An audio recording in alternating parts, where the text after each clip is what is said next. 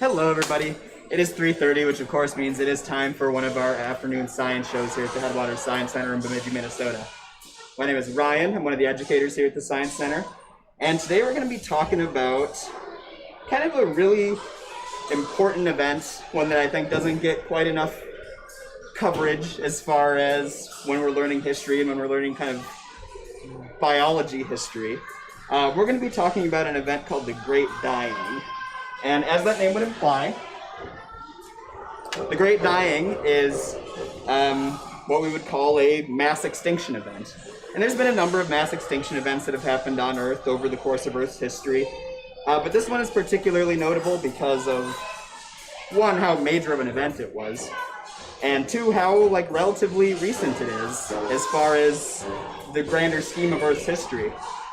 And so, real ones, people who have been watching for a long time here might recognize this from a show I did a while ago where we talked about kind of the entire timeline of the Earth. So this is a 10-foot long string that represents the entire timeline of Earth's history.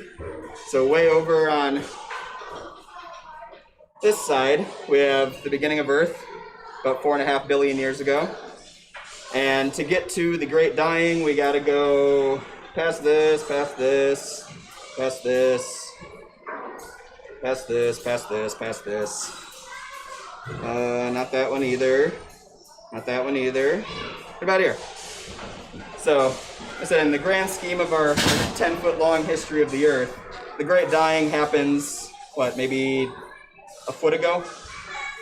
So about 450 million years ago is about when we're talking about here, which sounds like a long time, but like I said, in the grander scheme of Earth's history, is actually pretty recent. And so it's still something that we're very much feeling the effects of today, and something that a lot of people have never heard about. Because when we talk about extinction events, we tend to think about the one that happens at the end of the most recent ice age, and we obviously tend to think about the dinosaurs, the Permian extinction that happens, or the Cambrian extinction that happens with the dinosaurs. But this is like I said, the one that happens right before that. It's actually a much bigger extinction event than either of those two. Somewhere in the neighborhood of about 75% of all life all animal life on Earth dies during this event. It's, as far as the raw number of species that go extinct, the biggest extinction event that's ever happened. And as far as a percentage of number of species that goes extinct, second only to the Great Oxidation event, which happens about right here. So, and for comparison, the oxidation event happens about 2.5 billion years ago, and this is about 250 million years ago, so it's almost as big, and it's much more recent. And I think it's important to kind of think about this as the effect that it has had on the world around us, because like I said, it's a relatively recent thing. And so I think first to start, we'll just talk about what the world looks like before this event happens. And the biggest thing is that a lot more of the life that we have, a lot of the animal life in particular that we have in the world, is stuff that's living in the oceans. A much greater percentage of life in the world was living in the oceans at the time. And what's really interesting about that time in particular is that also a lot of that life is very stationary. It's not a lot of stuff that's free swimming. It's a lot of stuff that's corals and sponges, where it's, finds a spot on a rock and it clings to it and it lives there and it does filter feeding-y type of stuff for the most part. And so these bryozoas are a great example of the type of thing that was very common at that time. Well, see if we can't bring this a little closer. And so you see these kind of little corkscrew fossils that are inside here are what I'm referring to. Sitting there, something that actually still exists to this day. This particular species doesn't, but there are still bryozoas that exist to this day. Again, still a marine thing. They're still doing basically the same thing they were doing 250 million years ago. But a lot of them went extinct way back then. Another great example of things that were very common at the time are, what are these called? Brady, it'll come back to me. But in the meanwhile, crinoids. Very signature Minnesota fossil, the crinoid. And so crinoids are interesting because they are very closely related to things that you're probably very familiar with. Their closest relatives are things like sea stars and sea urchins and things like that. but they're a version that is doing basically exactly what I just mentioned earlier, where they're one that's not mobile like a sea urchin is, and not mobile like a sea star is. They're staying in one place and they're filter feeding. Can you kind of explain what that fossil, or at the bottom, what that fossil is, kind of? Yeah, and so crinoids, you'll hear them referred to as sea lilies a lot of the time. And so this is, like I said, a fossil that you find relatively commonly in Minnesota, because Minnesota is underwater at the time. And basically what we're looking at is kind of the stem of it. And so their kind of signature crinoid trait is that it ends up being all these kind of little things that look like they're all just stacked up on top of each other. And we don't have the actual like flowy lily part on the top of this one, but this would be a stem from a crinoid. So are they a type of animal? They are an animal. Like I said, they're very closely related to things like sea stars and sea urchins. That would be their closest relatives. They're what we call echinoderms. Oh, yeah. And so they are another thing that is very, very common at the time, and again, still exists to some degree to this day, but was much, much, much, much, much more common before this extinction event happens. I said, and the name of these things is slipping my mind right this second, but this is another one that is, again, doing something very similar, and again, a very common fossil to find. Bryophytes. There we go. Bryophytes. And again, operating in a very similar way. Like I said, it's an interesting time because there is like a bunch of stuff that is doing very similar stuff, even if it's not like that closely related to each other. Like, because it's coming at a period of time where there had been a relative amount of, there had been a lot of evolution that had happened in a very short period of time leading up to this event. And so there was a lot of niches that need to be filled, and so you saw a lot of different animal clades like evolving to fill niches and doing a lot of the same stuff. Those bryophytes don't look that much different from like a seashell you might find on the beach now. And they're another, like we're seeing like the heads of them, but they're another thing that has like a stem at the end of them. Interesting. And so this is also the time when you see, like I said, most of the invertebrate classes that we have to this day developed during this time. So this is when mollusks first developed. This is when arthropods first develop. Arthropods end up being the first thing that actually colonizes land, and they're doing it during this time as far as animals go. Arthropods are what? Arthropods are insects nowadays, for example. Well, yeah, modern day insects, crustaceans would also be arthropods. Things like spiders and scorpions are all arthropods as well. And so an example of one I have here that wasn't quite around yet at this time, but developed shortly after this big extinction event is the horseshoe crab. Yeah. Closest relative of it that you would maybe encounter around your house would be things like spiders. But one that was very prevalent at the time, probably the most iconic fossil of the pre-Permian extinction era, is the Trilobite. Yeah. Which is one where we have a few of these fossils down in the basement, and like I said, I brought this one up. It's one that I've used in a few shows before. You can see kind of the head end here. They call it the Trilobite because see it's got 1, 2, 3 lobes at the end there. And these guys are another thing that would be an arthropod, and there's not a whole lot that's like super closely related to them these days. Like I said, the closest thing they have would be things like horseshoe crabs, but even they're not super closely related to them. And you see a ton of these things around at the time.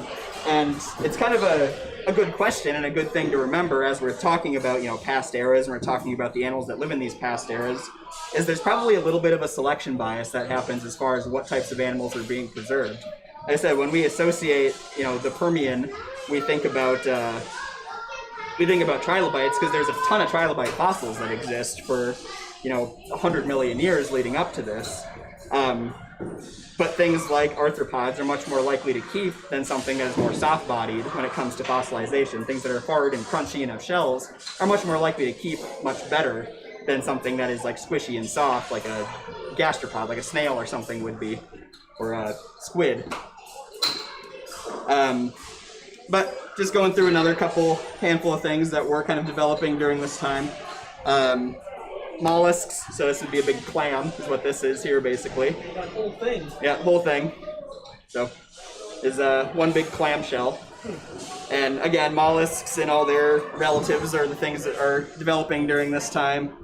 Talked about arthropods, talked about echinoderms, talked about the mollusks, like our like snails would be another example of something that develops during this time. And this is an ammonite as well, so you can see our kind of curly shell here. Again, something that's very prevalent in this time, and as I said, some of these things are more prevalent than others, like snails, for example, end up being very prevalent and are actually, their big niche that they end up filling is they're one of the really early non-arthropods that makes it out onto land is snails. That's kind of their big niche that they fill early on here. The other thing that is around at this time and is very, very prevalent are fish. This is where we're seeing early fishes. And so a good example of something that still exists to this day that would have been developing during this time period are the jawless fishes. These are basically the earliest fishes that come out. Are these ones that don't have like a true bony skeleton, they just have a cartilage skeleton, and actually don't have any jawbone either. And so what I have here is a lamprey, specifically a sea lamprey. And again, this is a specimen I love bringing out. You've seen this in a few shows before. But you can see the way the lampreys operate is this is the mouth up here that you're seeing inside of there. And these guys are parasites, so they latch on to other larger animals and suck body fluids out of them. And so what these guys would have been sucking body fluids out of would have been like the early bony fishes. Things like, what's the dunkle, the big bony-headed fishes, the plate fishes, basically, that we don't have anymore. Those go extinct during this extinction. But luckily they get replaced with other similarly sized fishes, so the lampreys get to keep existing even if their primary prey items don't. And so, let's talk about what happens here. Because, like I said, a lot of these have relatives that continue existing and do continue to exist to this day. But a lot of these, like individual species that we're looking at, do go extinct. They do disappear from the fossil record. Like I said, it's about 250 million years ago we're talking about here. And so let's talk about why. And so, things that tend to cause big extinction events, it tends to be climate change stuff. And this is obviously rhetoric you guys have heard over the last 20 years, is all talking about how climate change is going to lead to potential global catastrophe as far as, extinctions and things like that. And that's because there is an extended record of us seeing that in the fossil record. And in particular, this extinction is a good one to talk about with that, because there is kind of a bunch of factors that all come together that likely lead to this extinction. So I'm out of breath a little bit because last thing I did before the show started was I ran down to the basement to find this globe so I could point to right about here. And just so the viewers know, he's pointing central Russia and north of China. Yeah, so, this big green country here is Russia. And in particular, I'm going kind of central northern Russia over here. And that is an area that historically was very, very prevalent for tectonic activity. There's basically a giant volcano underneath that whole region there. And right now, when we look at that area, go look at the geology of that area, it's a big flat basalt area. And so basalt is a igneous rock. It is made of hardened lava, and that lava had to come from somewhere. And where that lava came from was a very, very, very, very big volcanic, or series of volcanic eruptions that took place over the course of about 10 million or so years, about 250 million years ago. And so when you get these giant volcanoes continuously spouting out what volcanoes spout out, which is things like methane into the atmosphere, what you end up with is these large global warming events, because all of a sudden you have more greenhouse gases in the atmosphere, and methane is a very, very efficient greenhouse gas. It traps heat really, really well. And so when you have a giant volcano that's just like spouting out all this methane for, like I said, millions of years basically, you end up seeing a major warming of the entire Earth. And something that's kind of interesting with that is that one of the properties of water is that warmer water is less able to hold dissolved oxygen than colder water is. So if you warm water up, you end up with less oxygen. It's like Lake Superior, for example, because it's a very cold lake. It's a lake that's cold basically all the time. Actually has a lot of oxygen in it compared to, a lot of more southerner lakes have. But what happens is when you get this big global warming event, it actually ends up heating up the oceans as well. And so all of a sudden you have a bunch of oceans that can't hold as much oxygen as they could previously. And so all this stuff that develops in these oceans develops for a certain amount of oxygen. Like they get built for the amount of oxygen that's in the environment around them. And so when you change that amount of oxygen, you change the chemistry of the ocean, all of a sudden the stuff that develops for living in that environment is going to have a much harder time. And particularly the oceans are what get hit really, really hard during this event. because of, like I said, a very sudden dip in the amount of oxygen that's in the oceans. They said something about 75% of total species go extinct, and it's closer to 90% of the stuff that's in the oceans in this case. And like I said, it's a lot of the stuff that is dependent on like filter feeding, because the things that are going to be most affected by an oxygen change are things that are doing exactly that. Things that are going to be dependent on little teeny tiny microbes in the water that they're filtering out. Those are going to get impacted much more drastically than something that's just swimming around eating. Can I ask a question? Yes. So, how would you, could you, and I hope I'm not jumping your gun, but how could you compare that, the 250 million years ago climate change, does that compare at all to modern day climate change? Yeah, I mean, the causes are the same. It's an accumulation of greenhouse gases in the atmosphere, and I feel like this is something that doesn't necessarily get talked about as much in the context of modern climate change, and maybe should, is like what it does to the oxygen levels in water. Because you hear about it, you know, it's a stat they hear get dropped every once in a while, like, oh, the oceans are 0.2 degrees warmer than they were this time 20 years ago or whatever. And you hear it in the context of like ice caps melting and stuff like that, and water levels rising and all this stuff. But you very rarely hear it talked about in the context of like what it does to the actual chemistry of the ocean, like changing the temperature of it. But yeah, the causes are the same, and what's different this time compared to these previous oxidation events or previous global warming events is basically the speed at which it is happening. And this is something that, again, you'll hear talked about in the rhetoric around global warming, climate change stuff, is that it's natural for the climate to change. And it is. It is very normal for the Earth to go through warming and cooling periods. It's happened dozens of times throughout the Earth's history. But like I said, this is something that happened over the course of about 10 million years. And what we're seeing is happening a lot faster than that. And so regardless of, I feel like, how you, who you blame or where did this carbon dioxide come from, regardless, we can see that just because it's natural for the climate to change doesn't mean that it's good for its animals. Yeah. Even what we can guarantee was a natural climate change 250 million years ago killed off 75% of life.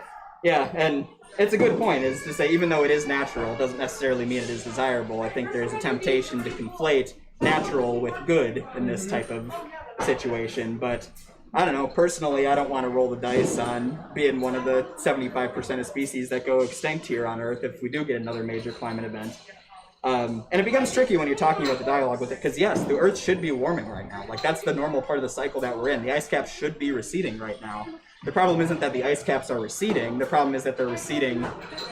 We've had 1,000 years worth of receding happen in the last 20. Yeah. It's about the rate. Yeah, and the cause. Exactly. And so it's an easy trap to fall into when you're just starting to have these conversations, is being like, oh, we need to reverse climate change. No, we don't. We don't want to reverse climate change, because reversing climate change at this point would mean setting up another ice age, which we don't want either. Like, we just are trying to get back to something resembling a natural amount of climate change. Yeah. Another thing that's kind of cool that's happening, and like I said, this one's unique because of how long it takes for it to happen, basically, in that it ends up being sort of this compounding factor of a bunch of different factors. And so I've got a globe here, and this globe looks like a globe does today. But again, going back 250 million or so years, the globe doesn't necessarily look like this. In fact, it definitely doesn't look like this. And so Pangea is another thing that is often cited as being a large cause for sort of just change in general, and that is happening climate-wise within the world at this time, and is probably a contributing factor for why all these volcanoes are erupting so much, is that there's a lot of tectonic plates moving around. And so tectonic plates are, you kind of think of the Earth as like a very thin crust kind of floating around on a bunch of lava, and those plates kind of move around. And sometimes they bump into each other, sometimes they scrape into each other, and that's how mountains and earthquakes and stuff like that happen. It's also where volcanoes tend to be, is in between those plates, basically. And so because there's a lot of tectonic activity happening at the time, like I said, volcanic activity is much more prevalent, but also these continents are kind of floating around. And like I said, when you talk about like a millions and millions of year time scale, that starts to have an effect, because you can imagine, you know, if we take North America and suddenly plop it over here, that's going to have a pretty major impact on what ocean currents are doing. It's going to have a pretty major impact on the climate of all the other land areas that are around there as well. And you can almost think of this as a good way to think about this too, is you can think about the climate that we have here in Bemidji, where you can think of it as like how much precipitation we get, what our temperatures we get. And you can take so we don't have Bemidji on our globe, but we do have Duluth on our globe. And so you can take a city like Duluth and compare it to a city like Seattle over here. Very similar latitude, and we tend to think of, temperature as being a product of latitude, how far north or south you are. Duluth and a city like Seattle are very similar latitude to one another, but Duluth ends up being a much colder city because of where it's located within the continent.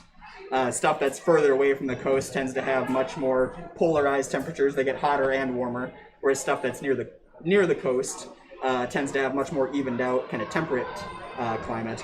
And so if you suddenly have an area like Seattle and suddenly you put a giant continent next to it, all of a sudden that's going to have a very dramatic change on what the climate around Seattle is. And so that's where you start seeing some major climate change events happening as well, as with tectonic stuff moving around. And so, like I said, it's interesting because of how long this one takes. And climate change events, there's always this temptation to think of them as, because we call it an event, there's the temptation to think of it as an instant. Like, oh yeah, 250 million years ago, all of a sudden 75% of life on Earth just died out. Like that, it's just gone. But it's not, it's an extended thing, and that's true across the board too. Dinosaurs, oh yeah, 65 million years ago, they're gone. No, they're not. They're starting to die out way before that, and they're just kind of finished about 65 million years ago. But I think just the last thing, kind of quickie here, is I brought out a couple more specimens here just to show off, and what tends to happen after major extinction events is you get a rediversification. What you tend to see is that kind of specialist critters die off because they are really committed to operating within one climate, and what you see are what we would think of as kind of generalist things that are really adaptable tend to be the things that survive. And so you get a big extinction event that wipes out all these specialists, basically. But then you get a rediversification that happens. You start seeing more species happen again. And what you get after this one, after the Permian extinction, is you see a bunch of new stuff that we still have to this day develops. And so, like, we obviously don't have these to this day, but the dinosaurs happen kind of coming out of this. They are kind of the inheritors of the land after all this happens. Sturgeon are a great example of something that develops like almost immediately after this extinction event is when sturgeon start showing up in the fossil record, and other like bony fishes become much more prevalent, free-swimming bony fishes. And then, like I said, even within the arthropods, something that got hit pretty hard, you start seeing a rediversification of arthropods too. And so this is when you start seeing a big rediversification of a lot of modern insects happens this time. A lot of the crustacean classes really develop at this point, including things like, they're not crustaceans, but things like crabs and lobsters really diversify during this time, and then things like the horseshoe crabs are also what come out of this time period too, all developing, like I said, within the next 10 million or so years after this extinction event happens. So extinction events, like we tend to think of them as being, an environmental catastrophe, but, we just talked about them in that sense as well, but the reality is that there hasn't been one yet that's wiped out everything. And so life tends to bounce back. And when it bounces back, you tend to just see new and more weird, more interesting stuff. And it just gets weirder and more interesting the longer it goes, kind of, until you get the next big extinction event, and then it kind of resets. There is a cycle to it, but like I said, the concern with the current one is not that it's happening, it's how fast it's happening. So hopefully that was kind of... the carbon. Yeah, and the source of it. So hopefully that was kind of interesting for you guys. The Science Center is open. We are open 9:30 to 5, Monday through Saturday, and then 1 to 5 on Sundays. So you can swing by anytime that we're open and visit the exhibit floor. If you happen to swing by at 3:30, a lot of times we'll be doing one of these shows. I'm here, right out on the exhibit floor right now. You can probably hear some folks milling around as we're talking here. But, like I said, hopefully that was interesting for you guys. Thanks for watching. And what's tomorrow? Sunday? I don't know what the show